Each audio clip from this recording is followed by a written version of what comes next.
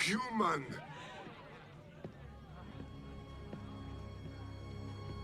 Play, Damjat, human.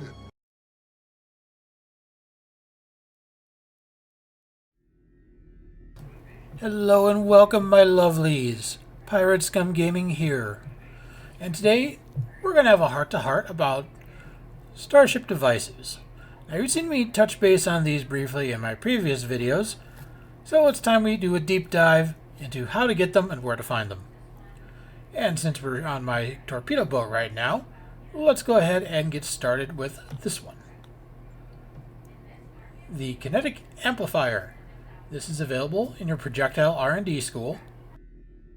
In order to get that, you go on up here to where it says Duty Officers, click on that. And here are your R&D schools. And projectile. This is available upon reaching level 10 of this particular school.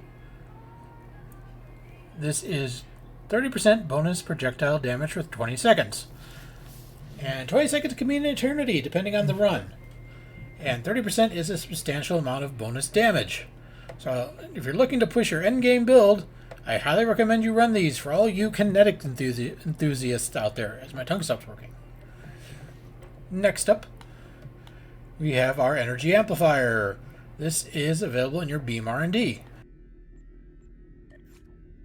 And like the Kinetic Amplifier, this one is also available at level 10 for all you energy weapon enthusiasts out there. You have 20% bonus energy weapon damage for 20 seconds. And again, 20% bonus energy weapon damage, that's substantial. And I would definitely run this on an endgame build. Next up, let's take a look at the science side of things. You have two things there. You have your exotic particle flood and your large auxiliary battery.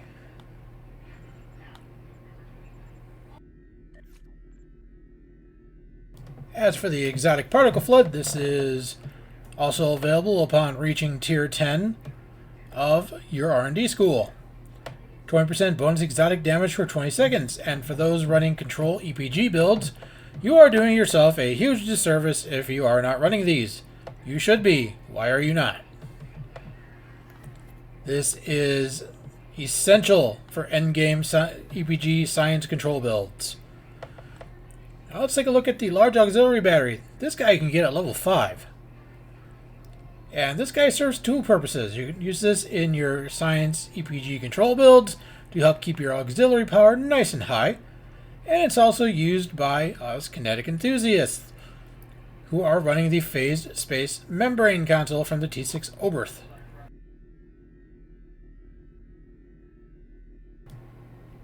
As you can see, this runs off of high auxiliary power. But the bad thing about this console is it drains auxiliary power. So that is where the large auxiliary battery comes in. You go ahead and activate this alongside the console from the T1 Oberth, the enhanced plasma manifold. That will help keep your auxiliary power nice and high. Us engineers have a little bit of an edge on this because we have EPS Power Transfer 3, which is another level of bonus power. Now, for non-engineers, there's another device you can use, but we'll cover that later. Next up is the Reactive Armor Catalyst, also known as an oh shit button. This particular device is available in the engineering R&D, but you have to unlock it first. In order to do that,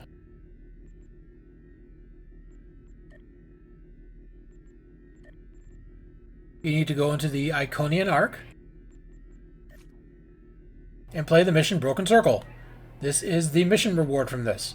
Once you obtain this mission reward and open it, it will become available in your engineering R&D. You don't have to have any special level to use it. It pops in there and you can make these ad infinitum.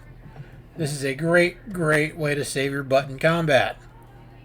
It adds temporary hit points.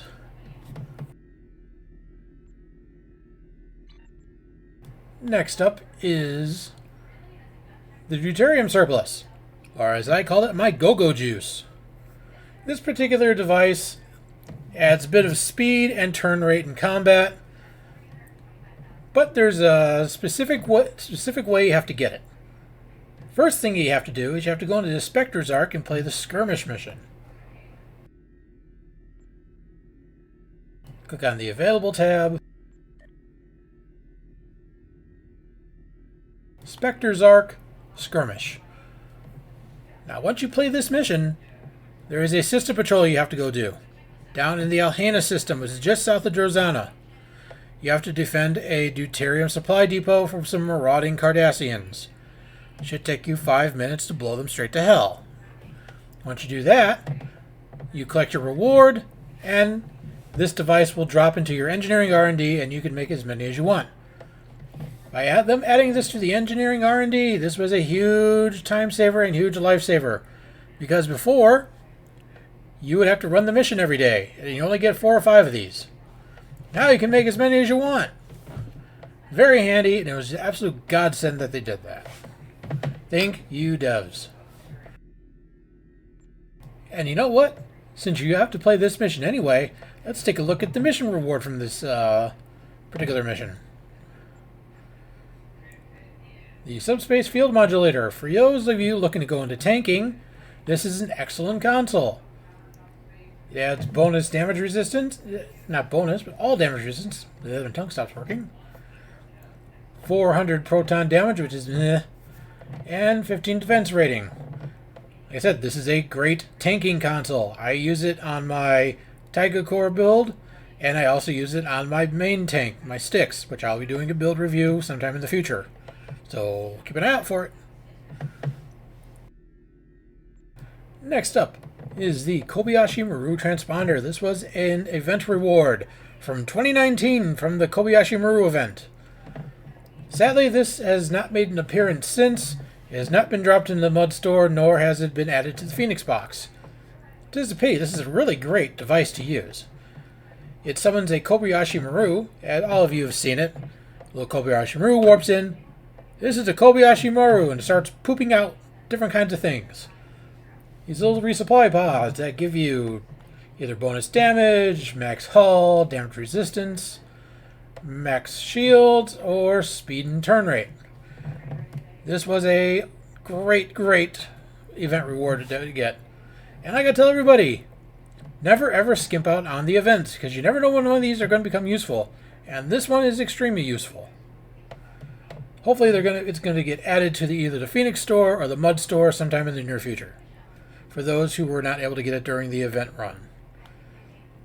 And last but certainly not least is that device I alluded to earlier. The red Matter Capacitor. This is available at the very rare tier in the Phoenix Store. And for all you non-engineers out there who need an extra power boost, this is the console for you. As you can see, it's plus 25 all power levels for 30 seconds. It's not quite as good as EPS Power Transfer 3 for engineers, but it's the next best thing. This also helps out with keeping the phase space membrane up, so you can get the max benefit from that particular console.